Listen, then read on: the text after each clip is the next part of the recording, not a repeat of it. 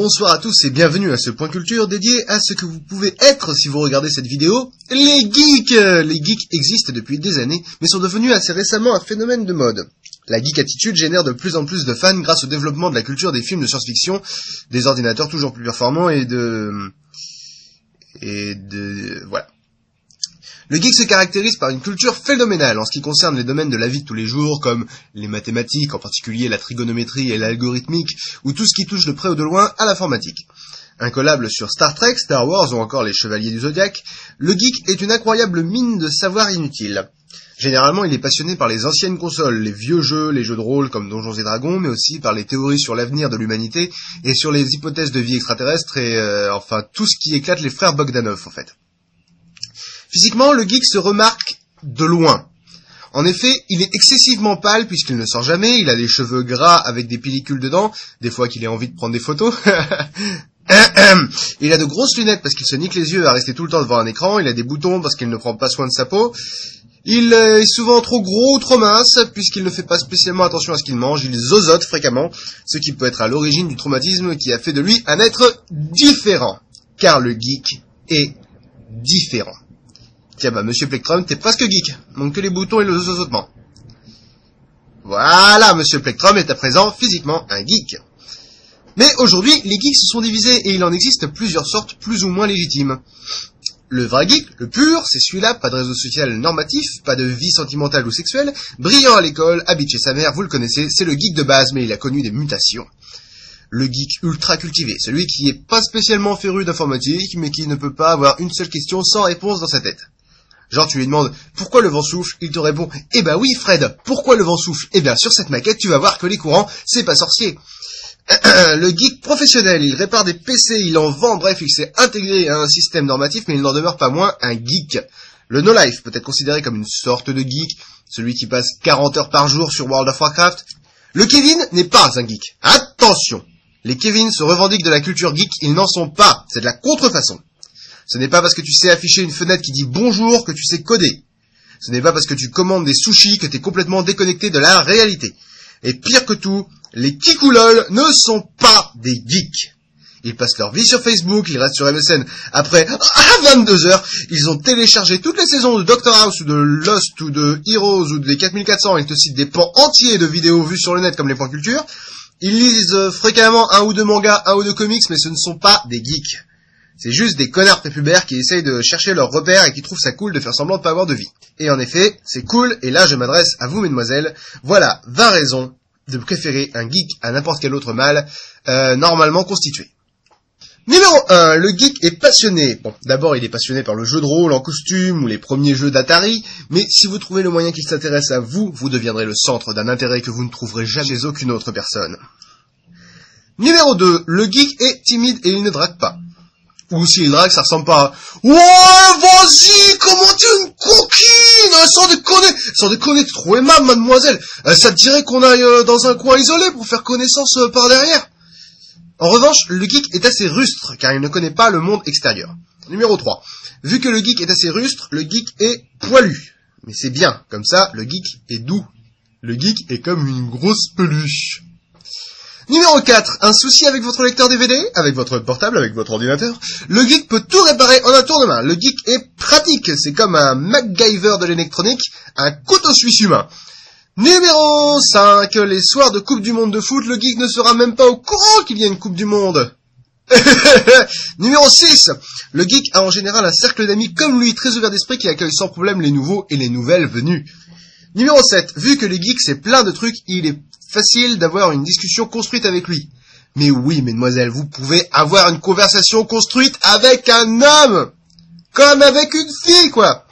Et comme il est assez réfractaire à tout code social préétabli, il pourra même vous parler de chaussures, de robes, de trucs de filles sans que ça le dérange. Si ça, c'est pas génial.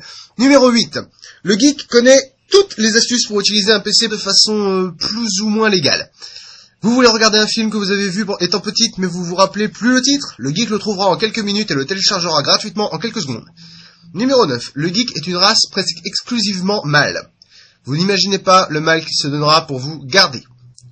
Une fille dans un monde de geek, c'est un peu comme du Metallica dans la playlist d'une fan de Miley Cyrus. On s'y attend pas, et comme on sait que c'est rare, on ne l'apprécie que davantage. Numéro 10. Le geek se fout de tout ce qui est important pour vous. Ça a pas l'air, c'est une qualité. Car dans le doute, il ira toujours dans votre sens. En revanche, si vous avez un avis sur qui est le meilleur entre le capitaine Kirk et le capitaine Picard, vous avez intérêt à être du même avis que lui. C'est une question de survie. Numéro 11. Alors je m'adresse aux fans de Twilight. Pardon. Les vampires n'existent pas, mesdemoiselles. Non, Robert Pattinson est aussi vampire que je suis basketteur professionnel. En revanche, si vous cherchez des jeunes hommes, pâles, ténébreux, vivant la nuit, rejetés du monde parce qu'ils sont différents, les geeks sont faits pour vous. Vous imaginez? Twilight version geek. Je veux vivre avec toi, Edward, et t'aimer à jamais. C'est impossible, Bella. Mais tous les geeks préfèrent Mac, et toi tu préfères les PC, ça prouve que tu es humain malgré tout. Je ne comprends pas, Bella. Je suis un monstre. Bref, numéro 12, le geek vous laissera choisir sa garde-robe. De toute façon, il s'en fout, il sort pas. Numéro 13, le geek adore partager ce qu'il fait, donc vous serez son interlocutrice privilégiée et il vous racontera toute sa vie. Sauf si vous ne le voulez pas, évidemment, rappelez-vous le numéro 9. Numéro 14, quand vous sortirez entre filles, le geek ne vous dérangera pas en vous disant qu'il ne veut pas. Il sait très bien s'occuper tout seul, puisqu'il a déjà fait une grande partie de sa vie tout seul. Numéro 15, le geek fait peur aux agresseurs. Croiser un mec en cosplay, ça fout salement les boules, même les chiens fuient. Par contre, faut que vous vous assumiez, quoi.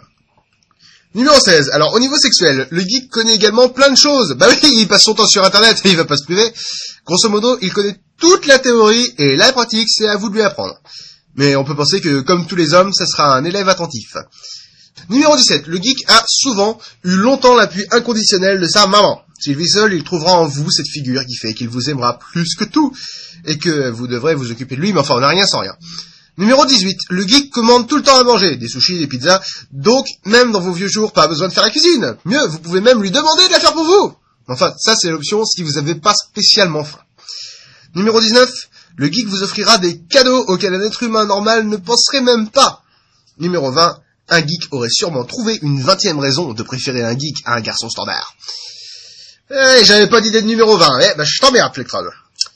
Je viens de me rendre compte que j'ai fait un top 20 pour les filles alors qu'elles sont maximum 4 à suivre le point culture. Donc promis les mecs, la prochaine fois je me rattrape, on parlera de voiture, en buvant une bière et en se grattant les Ah, bah tiens, il est encore là ce bip. Bref, gloire aux stéréotypes, vive les geeks, et on va pas se quitter sans une petite chanson, hein. Allez.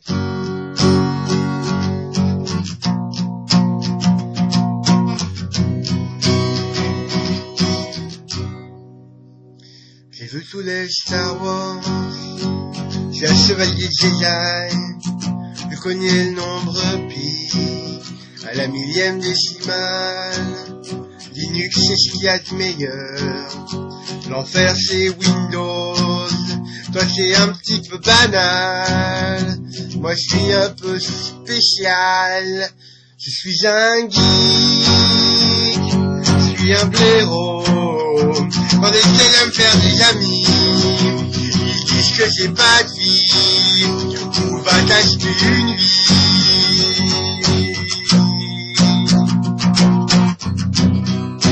De toute façon, m'en fous, moi m'en fous, moi je voulais être ingénieur informaticien, puis je suis maître de la force, alors j'ai pas besoin d'amis dans le monde réel, je suis pas malheureux. J'ai plein d'amis de programme, Steve Jobs c'est mon dieu, Bill Gates c'est le mal, je ne lis pas les notices, j'écris même des complots, je suis peut-être pas très normal, je suis peut-être un peu spécial, je suis un geek, je suis un blaireau, quand j'essaie de me faire des amis, ils disent j'ai pas de vie, on va t'acheter une vie.